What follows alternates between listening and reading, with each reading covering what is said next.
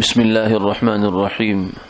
نحمده ونصلي ونسلم على رسوله الكريم أما بعد قال النبي صلى الله عليه وسلم من جهز غازيا في سبيل الله أو خلفه في أهله بخير كتب له مثل أجره حتى إنه لا ينقص من أجر الغازي شيء أو كما قال عليه الصلاة والسلام۔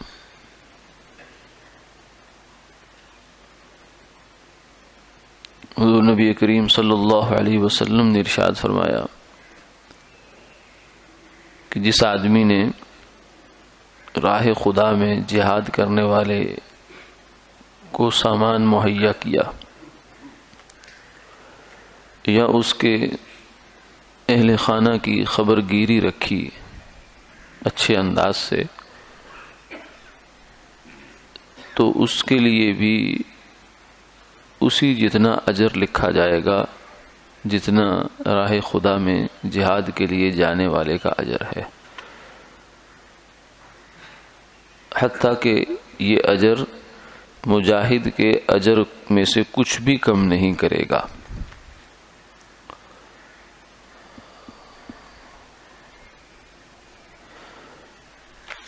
راہ خدا میں جہاد کرنا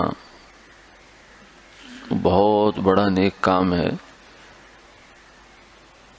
جہاں اللہ نے اپنے انعام یافتہ لوگوں کی فہرست ذکر کی ہے۔ فَأُولَئِكَ مَعَ الَّذِينَ أَنْعَمَ اللَّهُ عَلَيْهِم مِّنَ النَّبِيِّينَ وَالصِّدِّيقِينَ وَالشُّهَدَاءِ وَالصَّالِحِينَ۔ وہاں تیسرے نمبر پر شہید کا تذکرہ کیا ہے۔ شہید وہ ہے جو اپنے اللہ کے ہاں اپنی جان کا نذرانہ پیش کرتا ہے۔ کوئی آدمی اللہ کے لیے وقت دیتا ہے اور پھر وقت دینے کے بعد دوبارہ اپنی دنیا میں واپس آ جاتا ہے، کوئی مال دیتا ہے، اور شہید اس لیے اللہ کے ہاں اس کا بہت مقام ہے کہ یہ اپنی جان دیتا ہے۔ آدمی کو سب سے قیمتی چیز اس کی جان ہوا کرتی ہے، جان کے لیے وہ پیسہ بھی لٹا دیتا ہے تاکہ جان بچ جائے، صحت آ جائے۔ لیکن شہید کا معاملہ یہ ہوتا ہے کہ وہ اللہ کے حکم پر اللہ کے راستے میں اپنی جان لے کر حاضر ہو جاتا ہے کہ یہ لیجئے، تو اس کا اللہ کے ہاں بہت بڑا درجہ ہے۔ لیکن ظاہر ہے کہ سارے لوگ تو ایک دم جہاد کے لیے یہ راہ خدا میں نہیں نکل سکتے، دنیا کا نظم بھی چلتا ہے، چلانا ہے، بیوی بچے بھی ہیں اور ضروریات زندگی بھی ہیں لوگوں کی، تو اس لیے فرمایا کہ اللہ کے ہاں سے جو عطا کا بہانہ ہے وہ اللہ تعالیٰ نے اس کو تبدیل فرما دیا کہ ایک بندہ تو راہ خدا میں چلا گیا، اللہ کے راستے میں نکل گیا، دوسرے آدمی نے اس کے ساتھ مال سے تعاون کر دیا۔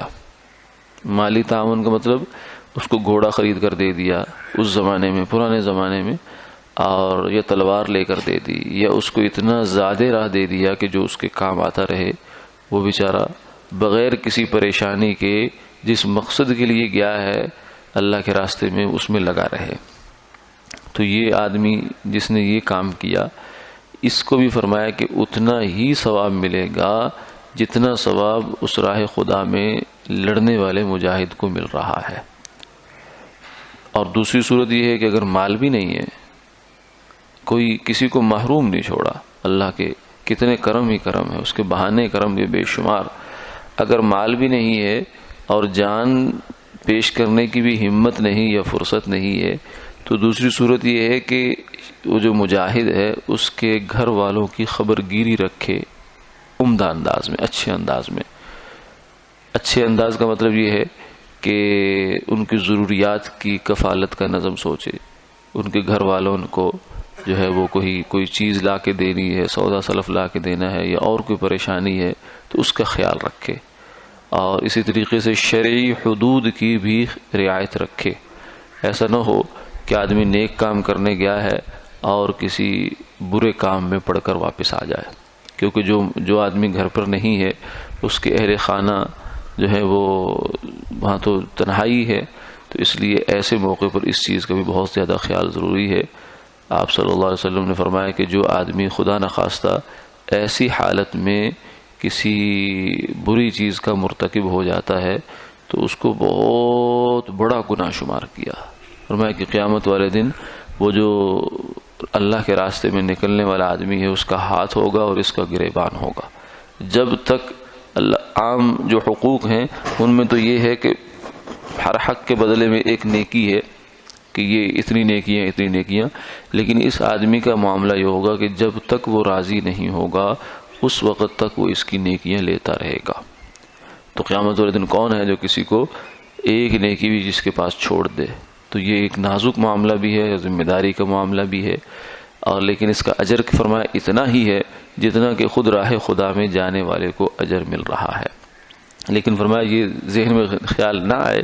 کہ اسی کے اجر میں سے، کیونکہ اسی کا کام کیا ہے تو اسی کے اجر میں سے کچھ ملے گا، نہیں، اس کے اجر میں سے نہیں، بلکہ لا ينقص من اجر الغازی شیء، یہ اللہ اپنے خزانوں سے عطا فرمائیں گے، حتیٰ کہ اس کے اجر میں سے ایک نیکی، ایک رتی ماسا بھی کم نہیں ہوگا، اس کو دوسرے اپنے پاس سے اللہ تعالیٰ عطا فرمائیں گے۔ تو اسی حدیث کی روشنی میں اور دیگر کچھ دلائل کی روشنی میں علماء نے یہ نقطہ نکالا ہے کہ جو لوگ دین کی خدمتوں میں لگے ہوئے ہیں، چاہے پڑھنے پڑھانے میں لگے ہوئے ہیں یا اور کسی دینی خدمت میں لگے ہوئے ہیں، اور دوسرے مسلمان بھائی جو ہیں ان کے پاس وقت نہیں ہے، فرصت نہیں ہے یا ہمت نہیں ہے، تو وہ بھی محروم نہیں ہیں، بشرطے کہ وہ ان دینی خدمتوں میں لگنے والوں کے ساتھ تعاون کرتے رہیں یا ان کی جو ہے خیر خبر گیری کرتے رہے، حوصلہ افزائی کرتے رہے۔ اس لیے ہمارے حضرت فرماتے ہیں کہ جتنا ثواب پڑھنے والوں کو مل رہا ہے، مثلا مدرسے ہیں اس میں بچے قرآن پاک کی تعلیم حاصل کرتے ہیں، علوم حاصل کرتے ہیں، علوم نبوت کو اپنے سینوں میں لیتے ہیں، تو جتنا ثواب پڑھنے والوں کو مل رہا ہے، پڑھانے والوں کو مل رہا ہے، اتنا ہی ثواب ان کے ایک لقمے کی خدمت کرنے والوں کو بھی مل رہا ہے۔ حتیٰ کہ آخری درجے میں یہ ہے کہ ان کی طرف محبت کی نگاہ سے دیکھنے والے بھی ثواب میں برابر کے شریک ہیں۔ تو کسی مسلمان کو اللہ نے محروم نہیں رکھا۔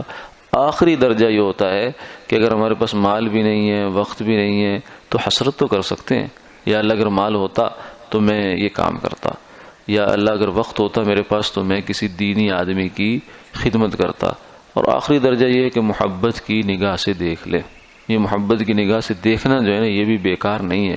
انشاءاللہ قیامت والے دن یہ اسی کے ساتھ کھڑا کر دے گا۔ المرء مع من احب،